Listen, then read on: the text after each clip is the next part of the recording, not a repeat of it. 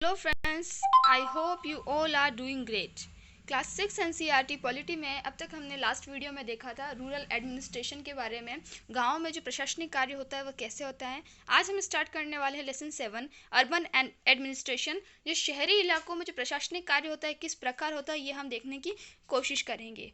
Part की शुरुआत है फिर से यहाँ कहानी से की गई है हमें अच्छे समझाने के लिए। जहाँ पर 4 नाम आए हैं, माला, जहांगीर, शंकर और रेहाना, जो कि क्रिकेट खेल रहे थे। माला ने एक शॉट मारा जो कि काफ़ी ऊंचा गया और एक स्ट्रीट लाइट जो होती है वो फूट जाती है उसमें। तब बच्चे सोचते हैं कि जो स्ट्रीट लाइट जो फूटी है उसके ख़राब हुई है उसके पैसे हमें किसे जमा कराने पड़ेंगे, क्योंकि लास्ट टाइम जब होता है जब वह एक मकान का कांच शीशा तोड़ देते हैं तो बच्चों ने अपनी पॉकेट मनी जमा करा के जो मकान मालिक था, जो ऑनर था मकान का, उसे दिए थे वहाँ पर खिड़की को सही कराने के लिए, विंडो को सही कराने के लिए। तो बच्चे अब यहाँ पे कंफ्यूज थे कि जब स्ट्रीट लाइन इन्होंने तोड़ी है तो उसके पैसे इन्हें किसको देने पड़ेंगे। तो फिर बच्चे कंफ्यूजन में जाके माला की मम्मी के पास जाते हैं, माला की मदर के पास जाते हैं। माला की मम्मी उन्हें सजेस्ट करती है कि उन्हें यास्मीन खाला के पास जाना चाहिए। यास्मीन खाला जो है वो म्यूनसिपल कॉरपोरेशन में काम करती है। वो सजेस्ट करते हैं कि उन्हें यास्मीन खाला के पास जाना चाहिए। सब बच्चे मिलकर यास्मीन खाला के पास जाते हैं। यास्मीन खाला बहुत खुश हो जाती है देखकर कि बच्चे उनसे उनके काम के बारे में पहली बार कोई पूछने आया था। तो यास्मीन खाला उन्हें समझाने की कोशिश करती है कि शहरों में जो ये काम होता है वो कैसे होता है। यहाँ पर यास्मीन खाला बताती है कि इस तरह का कोई काम जब आता है, जब कोई शहरी इलाकों में जब किसी चीज़ को लेकर कोई विवाद होता है, एक स्ट्रीट लाइट वगैरह, तो इन सब के लिए एक कॉरपोरेशन होता है जिसे बोलते हैं म्यूनसिपल कॉरपोरेशन, या फिर बोलते हैं इसे निगम पार्षद जो होता है उसे।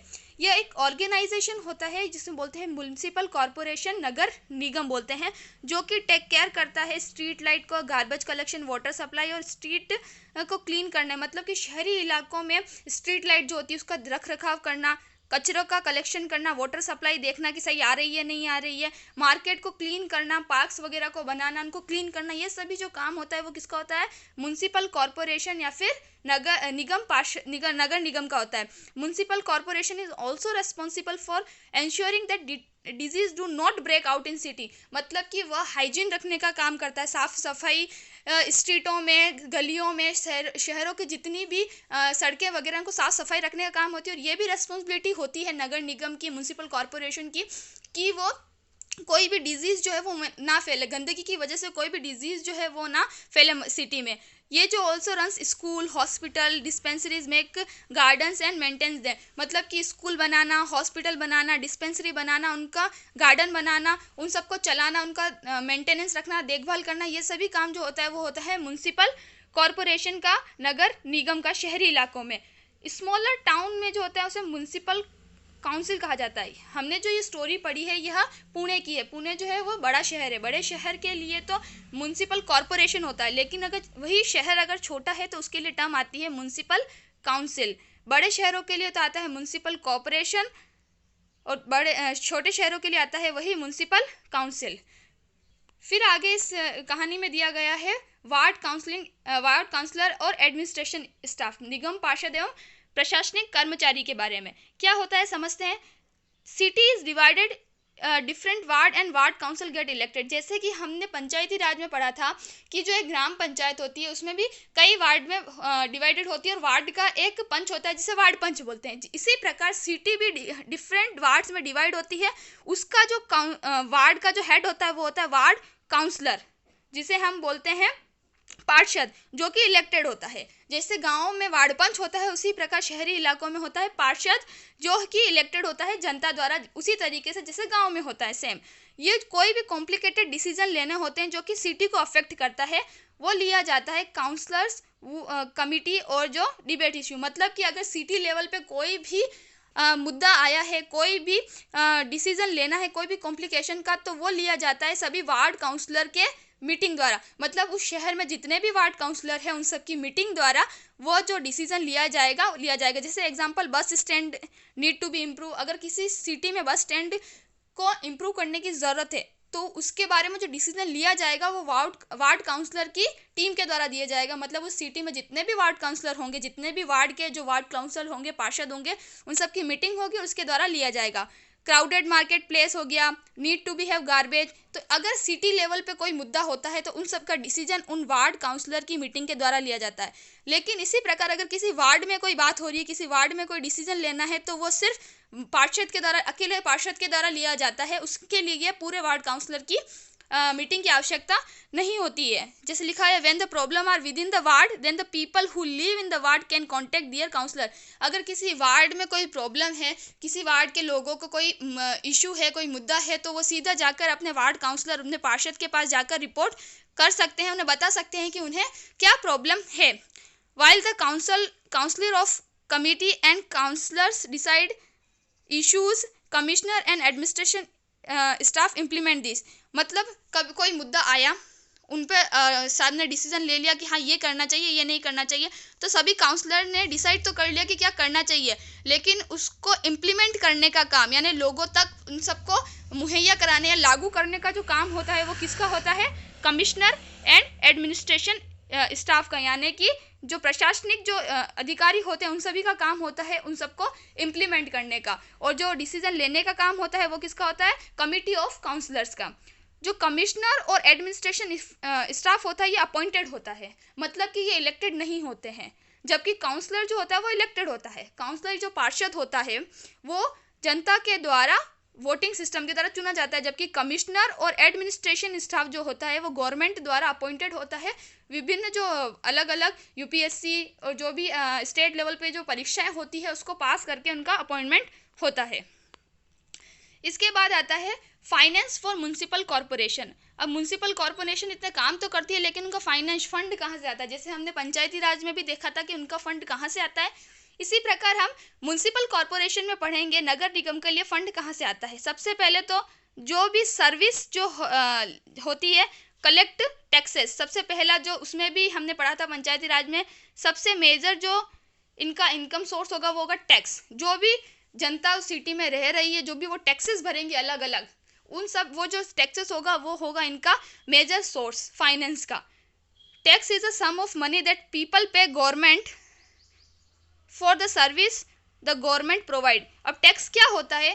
टैक्स वह मनी होता है जो पीपल, जो जनता गवर्नमेंट को देती है। किसके लिए? क्योंकि गवर्नमेंट उन्हें कुछ सर्विस प्रोवाइड कराता है, उसके रिटर्न में जनता द्वारा कुछ टैक्स दिया जाता है, जैसे कि होम टैक्स, प्रॉपर्टी टैक्स, और जो कि वाटर एंड अदर सर्विस के लिए जो हम टैक्स देते हैं, लाइट बिल, नल बिल, ये टैक्स हो गए, होम टैक्स हो गया, प्रॉपर्टी टैक्स हो गया, ये सभी जो टैक्स होते हैं ये आते हैं फंड के लिए, म्युनिसिपल कॉरपोरेशन को चलाने के लिए। अब जो म्युनिसिपल कॉरपोरेशन की जो अर्न होती है, मतलब उनका जो फंड होता है, उसमें से 25 से 30% जो फंड होता है वो सिर्फ आता है प्रॉपर्टी टैक्स से। प्रॉपर्टी टैक्स जो है वो सबसे ज़्यादा जो है प्रोपोर्शनल रखता है, 25 से 30% जो टोटल टैक्स आता है वो आता है प्रॉपर्टी टैक्स से। और फिर अगला जो अलग सोर्स है टैक्स के वो हो सकते हैं एजुकेशन, और अलग जो भी एमिनिटीज़ हो जाएगी, एजुकेशन के अलावा हमें जो भी सुविधाएं मिल रही है म्युनिसिपल कॉरपोरेशन के द्वारा, हम उसके लिए कुछ ना कुछ टैक्स पे करते हैं। तो वो टैक्स जो होते हैं वो सोर्स होता है म्युनिसिपल कॉरपोरेशन के फाइनेंस का। और सबसे जो रिच पीपल होते हैं, जैसे कि कोई सिटी है उसमें जो रिच पीपल होंगे उसी के पास सबसे ज़्यादा प्रॉपर्टी होगी, तो वो जो प्रॉपर्टी टैक्स देते हैं वो सबसे ज़्यादा मेजर सोर्स होता है म्युनिसिपल कॉरपोरेशन के फंड का। और दूसरा जो मीडियम क्लास फैमिली होती है, जिनके पास ज़्यादा प्रॉपर्टी नहीं होती, जो ज़्यादा नहीं कमाते, मीडियम क्लास होती है, वो जनरल टैक्सेस पे करते हैं, जबकि सबसे ज़्यादा टैक्सेस पे करते हैं रिच फैमिली या रिच पीपल्स जो होते हैं। और जो मिडिल क्लास फैमिलीज या मिडिल क्लास पीपल होते हैं उनके द्वारा जनरल टैक्सेस पे किए जाते हैं, जैसे वाटर बिल हो गया, वाटर टैक्स, अलग जो टैक्सेस होते हैं वो सभी। अब आता है कम्युनिटी प्रोटेस्ट। कम्युनिटी प्रोटेस्ट यानी लोगों का विरोध, लोगों का एक साथ जो विरोध होता है लोगों के द्वारा, उसे हम बोलते हैं कम्युनिटी प्रोटेस्ट। अब कम्युनिटी प्रोटेस्ट को हम समझेंगे, स्टोरी में बताया गया है, स्टोरी में जो यास्मीन खाला है वो स्टोरी सुना रही है बच्चों को कि कैसे ये कम्युनिटी प्रोटेस्ट होता है किसी जगह। तो उन्होंने बताया है कि स्टोरी ऑफ गंगाबाई के बारे में बताया गया है कि किसी एक शहर का कोई वार्ड है, उसके अंदर वहाँ के लोगों को काफ़ी मतलब ये समस्या थी कि वहाँ पर प्रॉपर तरीके से सफाई नहीं हो रही है, गार्बेज कलेक्शन नहीं हो रहा है, जो नाली का पानी है वो सड़कों पे से बिखर रहा है, जिसकी वजह से काफ़ी गंदगी फैल रही है, बाहर से काफ़ी मच्छर आ रहे हैं, मतलब सैनिटाइजेशन प्रॉपर नहीं है, हाइजीन नहीं रखा जा रहा है। तो ये सब लोगों को काफ़ी दिन से प्रॉब्लम आ रही थी। तो लोगों ने सोचा कि कुछ ना कुछ तो किया जाना चाहिए।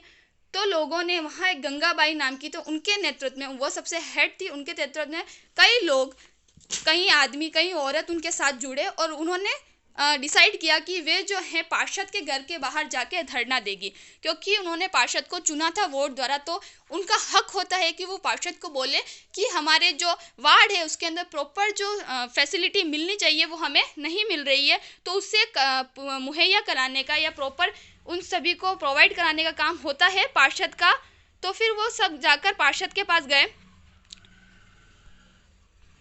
वहाँ उन्होंने पार्षद को जाके धरना दिया, पार्षद के बाहर जाके सभी बहुत भारी संख्या में धरना दिया। तो पार्षद ने जब उनसे पूछा कि क्या प्रॉब्लम है, तब उन्होंने बताया कि ये हमारी प्रॉब्लम है, हमें ये चाहिए कि हमारे जो इलाका, हमारा जो नगर है उसके अंदर हमें प्रॉपर सैनिटाइजेशन चाहिए, प्रॉपर हमें जो भी मतलब कूड़ा कचरा जो फैला हुआ है उसे हमें निपटारा चाहिए ताकि बीमारियां ना फैले। तो उसके जस्ट अगले ही दिन पार्षद ने कमिश्नर को फ़ोन किया, उसके जस्ट अगले ही दिन इनके जो एरिया था, उनका जो वार्ड था, उसके अंदर प्रॉपर सैनिटाइजेशन हुआ, कचरे की गाड़ियाँ आई, प्रॉपर तरीके से सफाई वगैरह सब हो गया। तो मतलब ये बताया गया है कि कम्युनिटी प्रोटेस्ट में कितना पावर होता है कि एक ही मतलब कुछ ही टाइम में, एक ही दिन के अंदर इस प्रोटेस्ट से उस पूरे वार्ड में सफाई हो गई। तो ये बताया गया है कि कितनी ताकत होती है डेमोक्रेटिक गवर्नमेंट में, क्योंकि वहाँ के वो जो पार्षद था वहाँ के लोगों द्वारा चुना गया था। तो लोगों को वहाँ पर हक होता है कि वो अपने पार्षद से जाके बोल सके कि वहाँ क्या गलत हो रहा है, क्या क्या सही करने की ज़रूरत है। फिर आता है, टर्म आती है सब कॉन्ट्रैक्टिंग। सब कॉन्ट्रैक्टिंग क्या होता है ये समझने की ज़रूरत है। अभी के जो टाइम है इसमें जो होता है मनी को बचाने के लिए क्या होता है कि गवर्नमेंट जो होती है प्राइवेट कॉन्ट्रैक्टर को हायर करती है। मतलब कि पहले तो क्या होता था, मतलब कई इलाकों में अभी होता है कि गवर्नमेंट के एम्प्लॉय होते हैं, गवर्नमेंट द्वारा चुने गए जो कर्मचारी होते हैं वही काम करते हैं, सैनिटाइजेशन का, कचरा भरने का, ये सब। लेकिन अभी जो हो रहा है सब कॉन्ट्रैक्टिंग का काम हो रहा है, उसके अंदर क्या होता है कि गवर्नमेंट जो होती है, सरकार जो होती है, प्राइवेट कंपनीज को, प्राइवेट कॉन्ट्रैक्टर को हायर करती है, जिससे कि वह कम पैसों में काम करा सके। किसका? वही जो गार्बेज कलेक्ट करने का काम होता है, कचरे का काम होता है, सफाई का काम होता है, और इसे ही हम कहते हैं सब कॉन्ट्रैक्टिंग।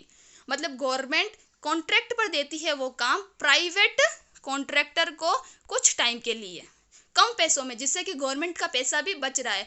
मान लो गवर्नमेंट अपने एम्प्लॉय को वहाँ पर 10,000 रुपये उस काम के लिए दे रही है, तो प्राइवेट कॉन्ट्रैक्टर को वो 8,000 देगी, तो जिससे कि उसका पैसे में बचत हुई है। It means that work that was earlier being done by government worker now being done by the private company.